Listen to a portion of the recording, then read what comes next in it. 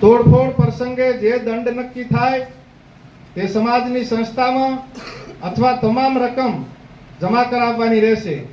ઘર ધણીને કોઈ પણ રકમ આપવામાં આવશે નહીં. તોડફોડમાં કાચા શબકણના રૂપિયા ખાલી જગ્યા અને પરણેલના રૂપિયા ખાલી જગ્યા દંડ આથી નક્કી કરવામાં આવે છે. તે દિવસે આ બે વાતો પેન્ડિંગ રહી હતી ચર્ચાના અંતે, એટલે એ પેન્ડિંગ છે. એમાં તમારો સલાહ, સૂચન, સજેશન, માર્ગદર્શન એ માન્ય રહેશે.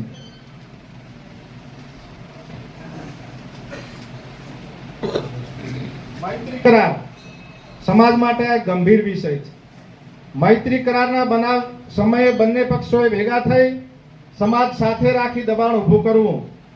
કોઈ ભાગેડું હોય તો આપણો હગ્ગો ભાઈ હોય કે આપણે હગી બેન હોય કે કાકાનો દીકરો હોય, કોઈએ ભાગેડુને કે બિનકાયદેસર લગ્ન કરે એને મદદ કરવી નહીં.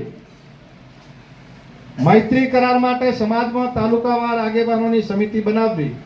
સમિતિએ બંને પક્ષના ઘરે જઈ અને પ્રશ્નનો નિવેડો લાવવાનો રહેશે. મૈત્રી કરાર પ્રસંગે જરૂર જણાય તો સમાજે પોલીસ અથવા કાયદાકીય બાબતોને સાથે રાખીને પણ આવા પક્ષો ઉપર દબાણ લાવવાનું રહેશે. માન્ય ધારાસભ્યશ્રી અને મંત્રી ગુજરાત સરકારના ઉપસ્થિત છે, એમને મારી વ્યક્તિગત વિનંતી છે આપ બધાના વતી કે મૈત્રી કરારનો પ્રશ્ન આખા ગુજરાત અને દેશને પજવી રહ્યો છે. તમે ધારાસભ્યો બધા એક થઈને સરકાર ઉપર દબાણ લાવીને મૈત્રી કરારનું કંઈક કરાવો.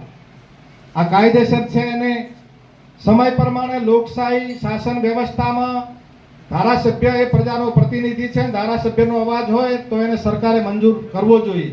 તો આપ બધાના વતી હું